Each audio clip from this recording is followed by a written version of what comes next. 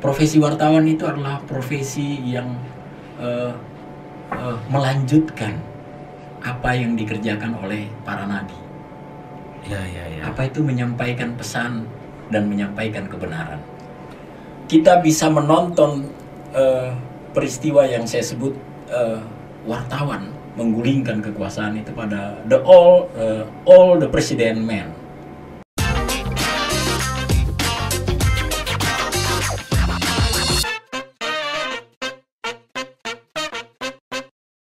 Halo sahabat, welcome back to di acara kami podcast Rakyat News. Di bintang tamu kali ini kita kehadiran sosok yang ternyata banyak memberikan inspirasi untuk kita semua. Dia adalah seorang dosen dan punya pengalaman selama 30 tahun di dunia jurnalistik. Selanjutnya kita tanya bagaimana kabar Pak. Boleh mungkin diperkenalkan kepada halayak. Iya. Siapa sih sosok yang menjadi bintang tamu malam hari ini? Iya. Terima kasih kawan Sabri. Saya merasa terhormat ya, diberi kesempatan duduk di ruang podcast ini, di ruang redaksi Rakyat News. Saya adalah Zulkarnain Hamson. Sehari-hari sekarang saya bekerja sebagai seorang dosen. Dan sebagai dosen, saya dapat tugas tambahan. Dulu saya sebagai humas. Kemudian saya diminta mengajar teknis untuk bidang jurnalistik. Dan pada saat Februari 2019 saya dilantik menjadi wakil rektor 4 bidang kerjasama, humas dan inovasi. Mengapa saya harus duduk di ruang podcast ini pada sore hari ini? Karena saya tergerak untuk menulis satu buku yang judulnya Etika Jurnalistik, Pengalaman dari Lapangan. Wah, luar biasa itu. Ternyata buku ini adalah buku yang saya sudah baca beberapa bagian. Ternyata pemirsa, buku ini memberikan banyak pengetahuan, terutama kepada masyarakat umum yang ingin mengenal soal jurnalistik, dan tentunya bagi kita yang sebagai profesi jurnalis ini sangat memberikan referensi dalam bekerja. Nah, saya ingin bertanya lebih detail, Pak. Iya. Apa sih yang membuat sehingga buku ini kita tulis dan sampai hari ini kita terbitkan? Apa yang membuat melatar belakang itu? Iya. Sebetulnya ada 2 hal. Saya kira penulis-penulis buku jurnalistik yang bagus, yang berkualitas telah lahir jauh sebelum saya menulis buku ini. Juga sekarang kalau kita berbicara tentang teori-teori ilmu komunikasi, sekarang bertumbuh amat pesat. Teori saja sudah 200 lebih. Wah, banyak juga ya. Kalau untuk model-model komunikasi dalam penelitian juga sudah berkembang antara 40 sampai 60. Begitu banyak ya, begitu banyak. Pertanyaannya mengapa ke jurnalistik? Iya. Ke jurnalistik itu karena saya punya rekam jejak yang cukup panjang bermain di area ini. Terakhir saya memutuskan berhenti dari kegiatan newsroom atau ruang redaksi itu sebagai wakil pemimpin redaksi pada Fajar Group, Harian Ujung Pandang Express. Tetapi 1 tahun kemudian saya kembali lagi karena ternyata panggilan kerja jurnalistik itu panggilan yang menurut saya panggilan sampai mati. Berarti panggilan jiwa juga ya? Iya. Mungkin sebagai pasangan pendamping hidup jurnalis. Iya. Jadi saya kemudian berpikir bahwa benar kata sebagian pengamat media yang mengatakan bahwa profesi jurnalis itu adalah bukan sebuah profesi yang asal pilih, ya, bukan. Profesi wartawan atau pekerja media itu memang profesi yang dipilih dengan sengaja karena talenta ada bakat dari dalam, kemudian ada ketajaman intuisi, ketajaman intuisi, ada kemampuan analisis, kemudian ada kepandaian mengorek informasi dari narasumber, lalu di sana ada kesabaran. Ada kesabaran. Komplit juga ya seorang profesi jurnalis. Ada keuletan, ulet betul itu. Seorang wartawan itu lah orang-orang yang ulet, dan ada ketekunan. Dan yang terakhir itu ada harga diri yang tidak bisa dibeli. Nah, itu sahabat Rakyat News bahwa seorang jurnalis itu bukan profesi yang saya ingin jadi jurnalis, tetapi banyak yang mesti dia pahami, dan tentunya seorang jurnalis yang hebat pasti memiliki skill yang kemudian tidak kita dapatkan di profesi yang lain.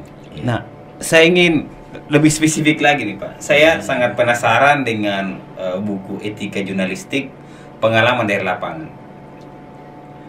Ada beberapa bagian, boleh diceritakan kok bisa seorang wartawan menggulingkan suatu kekuasaan? Mungkin bisa dibagikan kepada betul pemirsa. Di Amerika pernah terjadi dua orang reporter, ya, bukan wartawan ya. Reporter itu seseorang belum jadi wartawan. Dia masih disuruh mengumpulkan bahan-bahan berita, kemudian seniornya di kantor itu sebagai wartawan atau redaktur akan mengedit, mengedit naskah-naskah itu kemudian diterbitkan. Kita bisa menonton peristiwa yang saya sebut wartawan menggulingkan kekuasaan itu pada All the President Men. Film itu dibuat 1976. Sutradaranya itu Alan J. Pakula. Dia menggambarkan bagaimana seorang editor berhadapan dengan seorang reporter baru, dan tiba-tiba dia membawa sebuah rahasia negara, dan rahasia negara itu hampir semua penduduk Amerika ketika itu tidak menyangka bahwa dua reporter pemula ini akan menjatuhkan Presiden Amerika. Wah, ngeri juga ya. Kasus itu yang kita kemudian kenal dalam kajian-kajian jurnalistik kita di ilmu komunikasi disebut dengan skandal Watergate. Skandal Watergate itu di ujungnya seorang presiden Amerika ketika itu tiba-tiba menyatakan diri, saya mengundurkan diri, karena dua orang reporter itu berhasil membongkar skandal permainan keuangan, skandal korupsi pembiayaan anggaran negara yang dilakukan oleh presiden. Saya kira barangkali reporter ketika itu Bob Woodward, mantan marinir Amerika, tidak pernah menyangka, dia tidak pernah menyangka bahwa apa yang dia liput, apa yang dia tulis itu berakhir dengan sejarah Amerika, dan sampai hari ini tetap dikenal sebagai sebuah kekuatan media yang berhasil menggulingkan kekuasaan. Oke, saya tidak mau fokus ke soal itu saja. Kalau bisa kita minum kopinya dulu. Oh iya. Oke. Iya. Diskusi kita ini lebih mengalir, dan kalau bisa saya kira itu rekornya, Pak. Saya kira itu barangkali persoalan yang menginspirasi, ya. Kasus yang menginspirasi saya. Ada juga kasus tentang bagaimana wartawan dibunuh. Dan dalam sejarah Republik kita ini ada kurang lebih, kalau tidak salah 11 atau 15 atau begitu ya, yang terbunuh. Dan hanya satu yang berhasil terungkap, itu pun dibawa ke persidangan. Dan saya kira barangkali inilah yang harus membuat kita semua, terutama masyarakat di luar sana, bisa memberi penghargaan pada profesi wartawan. Saya juga tergerak menulis buku ini karena saya mengingat pernyataan tokoh pers nasional Rosihan Anwar, pejuang, wartawan dan pejuang, yang menyebutkan bahwa wartawan itu memang pada akhirnya bernasib tragis, mati dalam keadaan miskin dan TBC, Dan saya kira barangkali kita perlu merenungkan profesi kita ini, karena sekalipun sekarang saya sebagai seorang akademisi, saya memastikan bahwa diri saya itu, dalam diri saya ini adalah seorang jurnalis. Berarti masih melekat ya, Ya, bahwa jiwa-jiwa jurnalis itu dengan profesi yang hari ini tetap Ya. melekat. Itulah buku ini kemudian saya tulis dan akhirnya diterbitkan oleh Galuh Patria di Yogyakarta, dibubuhi catatan oleh Alip Yokunandar, salah seorang kawan saya dulu di kampus dan juga wartawan. Ada beberapa hal yang mungkin apalagi konsumen rakyat news perlu ketahui, bahwa wartawan itu memang ternyata dalam dirinya melekat tuntutan yang amat sangat berat. Iya. Wartawan itu dituntut faham kode etiknya. Jadi kalau dokter punya kode etik, wartawan juga punya kode etik. Ya, pemirsa, bahwa seorang jurnalis itu atau seorang wartawan itu punya kode etik yang mengatur. Ya, Tidak mestinya kita langsung berbuat, ya. Mungkin ada yang mungkin negatif, Ya. tetapi itu orang yang tidak paham dengan kode etik. Iya. Sesungguhnya bahwa seorang jurnalis itu berpegang kode etik, dan itu yang menjadi patokan kita ya Pak, Ya. seorang Ya. jaya jurnalis. Itu dalam buku itu saya menulis tentang kepada wartawan, kepada teman-teman saya wartawan, mungkin masih selevel usia saya ataupun juga adik-adik saya atau mungkin seusia anak saya. Sebagai seorang wartawan, berpeganglah pada kode etik. Wartawan juga itu harus punya kemampuan mencerna fakta dalam berita. Itu juga penting. Kemudian wartawan itu punya risiko hidup di negara yang mungkin akan dia dapati sebagai kehidupan dalam hukum rimba. Mungkin dipukuli, dikasari, dianiaya, dilecehkan, katakanlah begitu. Itu profesi yang membuat saya terus terang saja menangis. Dalam hati kecil saya itu, saya tidak bisa menerima kalau wartawan diperlakukan seperti itu. Dan saat ini Ya. banyakkan wartawan yang kena diskriminasi Pak. Ya. Sampai hari ini, dan terbukti dari 11 kasus wartawan, ya yang tadi hanya satu orang yang Ya. kita dapat pelakunya. Ya. Tapi di satu sisi tugas wartawan itu, mohon maaf saya mengistilahkan ya, profesi wartawan itu adalah profesi yang melanjutkan apa yang dikerjakan oleh para nabi. Ya.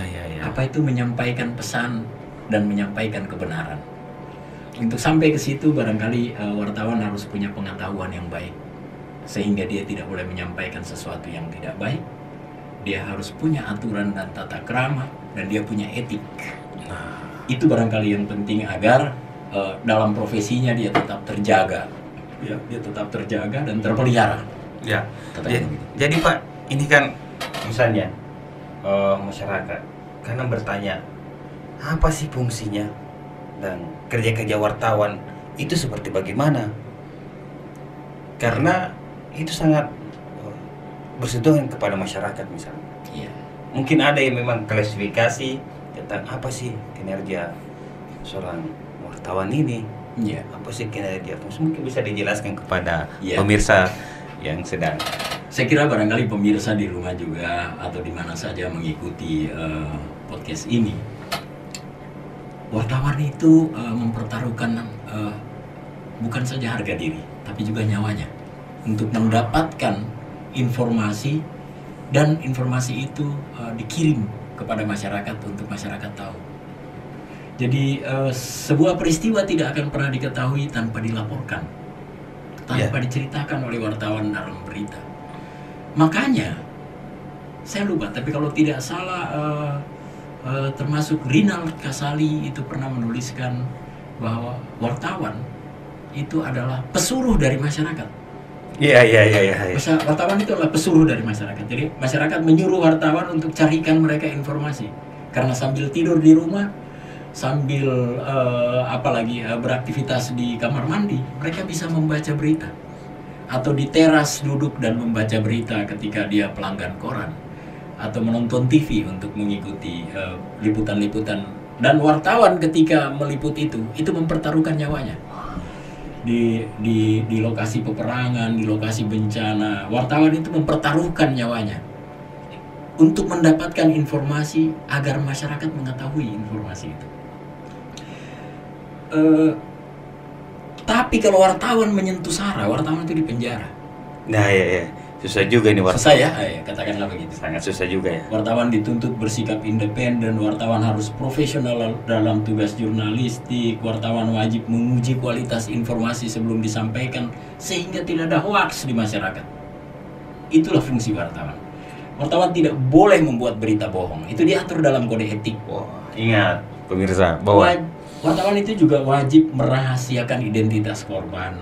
Wartawan menjaga profesi dan tidak menerima suap. Ini juga persoalan, ya. Katakanlah begitu. Di satu sisi godaan untuk menyuap wartawan, untuk tidak boleh menulis dan seterusnya. Wartawan juga menghargai hak embargo. Jadi saya kira pemirsa di rumah tidak boleh sewenang-wenang tiba-tiba mengambil tindakan memukul wartawan, menganiaya, melecehkan karena ada hak embargo.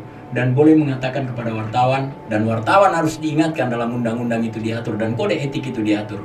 Saya menggunakan hak embargo untuk tidak menayangkan berita itu sebelum saya berikan klarifikasinya sampai dengan batas waktu yang saya tentukan. Katakanlah begitu. Kalau sampai batas waktu yang ditentukan, wartawan boleh mengkonfirmasi, Anda tidak mengklarifikasi dan saya akan memberitakan. Katakanlah begitu ya. Jadi tidak boleh kita menahan begitu saja berita tanpa menggunakan hak-hak. Dan wartawan harus paham itu.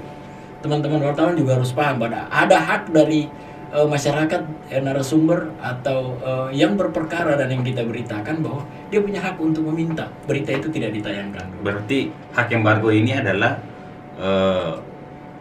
salah satu memberikan hak kepada masyarakat ya. Hak kepada masyarakat. Ya, ketika tidak ingin wawancara, ya, mereka bisa menggunakan hak embargo. Iya, saya embargo dan itu tidak boleh dipaksakan untuk katakanlah terus diliput dan diberitakan ya karena dia menggunakan hak embargo. Itu juga harus diketahui oleh wartawan.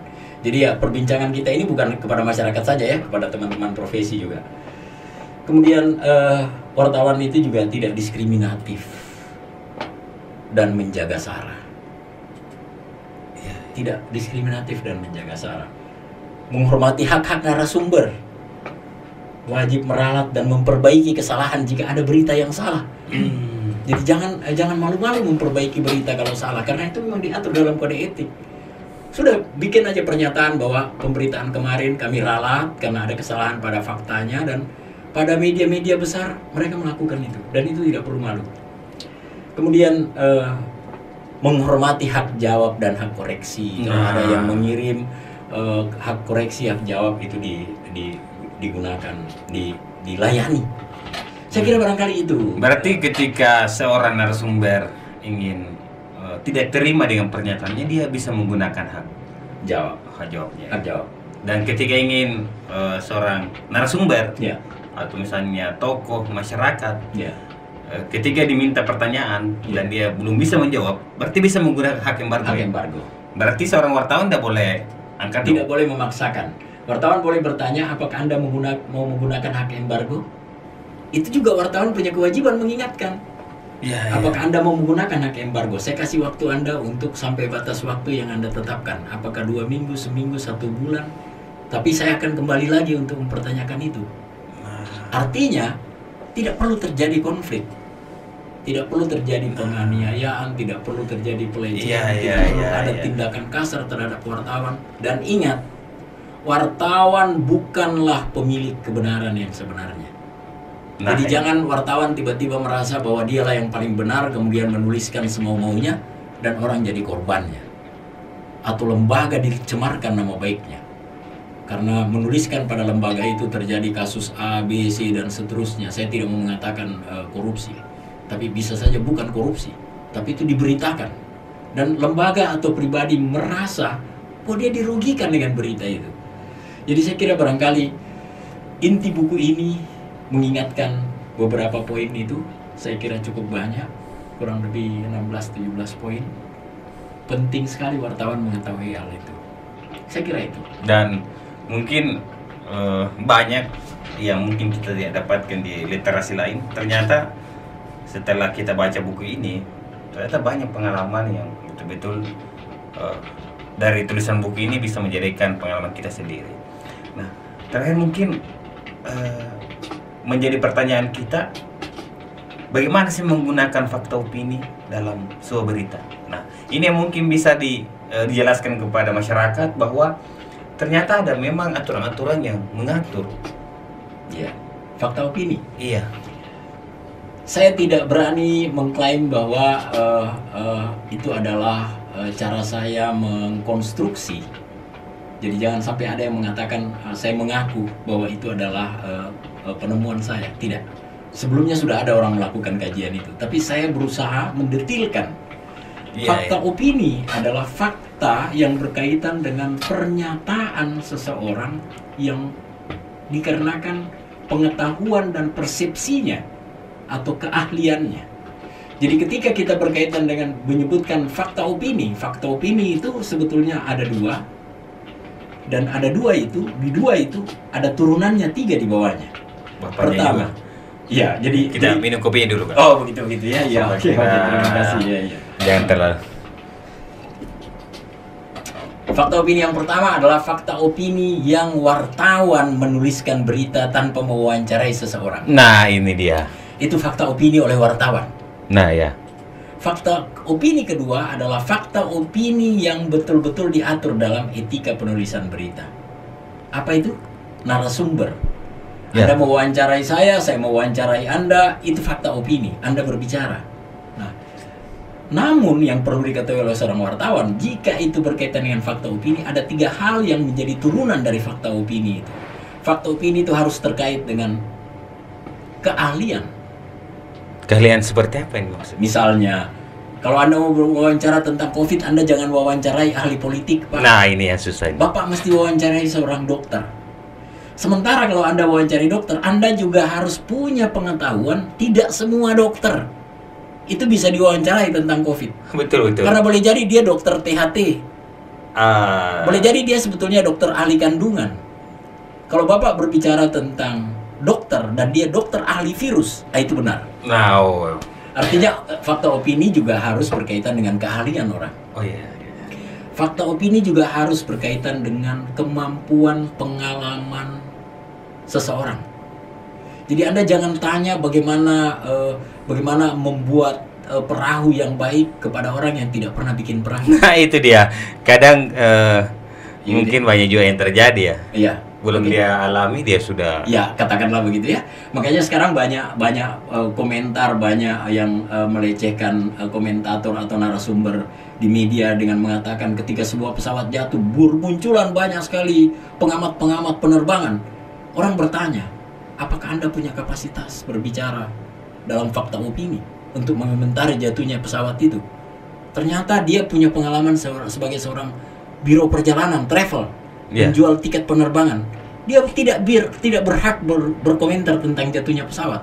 Harus ahli penerbangan, harus ahli pesawat yang bisa berbicara tentang itu. Itu katakanlah begitu. Berarti ini bisa juga mempengaruhi masyarakat ya?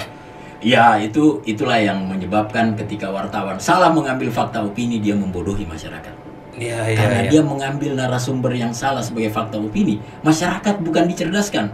Artinya dia menjauhi fungsi media untuk mendidik masyarakat. Media itu mendidik masyarakat. Ketika wartawan salah memilih fakta opini, dia membodohi masyarakat. Wah, hati-hati. Katakanlah begitu ya. Ada terakhir. Ya. Terakhir, fakta opini berdasarkan kewenangan dan jabatan. Nah, seperti apa itu, Pak? Humas. Iya. Pimpinannya tidak mau bicara. Saya sudah delegasikan kepada Humas. Humaslah yang berhak mengeluarkan fakta opini, menjelaskan bahwa ini dan seterusnya. Karena kewenangannya sebagai humas, ditunjuk untuk berbicara kepada media. Jadi tidak semua orang boleh berkomentar. Makanya di kantor-kantor juga jangan Anda berkomentar karena bukan bidang Anda. Di kantor-kantor, kepala kantornya bahkan mengatakan bahwa silahkan Anda berhubungan dengan humas saya. Seperti itu. Artinya fakta opini yang saya sebut 3, mohon maaf, mungkin sebelumnya orang sudah mengkajinya. Saya lagi sementara mendalami itu karena saya pernah merasakan sebagai seorang humas. Ya. Saya kira barangkali itu Pak Dir ya. Ya, mungkin untuk pemirsa di rumah mungkin ada pesan yang ingin disampaikan? Mungkin terakhir, bagaimana trik menghadapi seorang wartawan mungkin? Ya, ini persoalan paling besar sekarang. Pekan lalu, 2 hari lalu saya ditelepon oleh salah seorang kolega saya di daerah. Dia kebetulan katakanlah pejabat di daerah. Dan dia mengatakan bagaimana Pak Sul menghadapi orang yang datang dan mengaku sebagai wartawan, kemudian memaksa-maksa saya untuk harus mengungkapkan beberapa data-data pekerjaan saya dan seterusnya. Saya cuma mengatakan bahwa jika itu berkaitan dengan informasi publik dan tidak perlu dirahasiakan, berikan. Tapi pertanyaannya, apakah yang dia butuhkan itu adalah memang data dan fakta-fakta? Ya.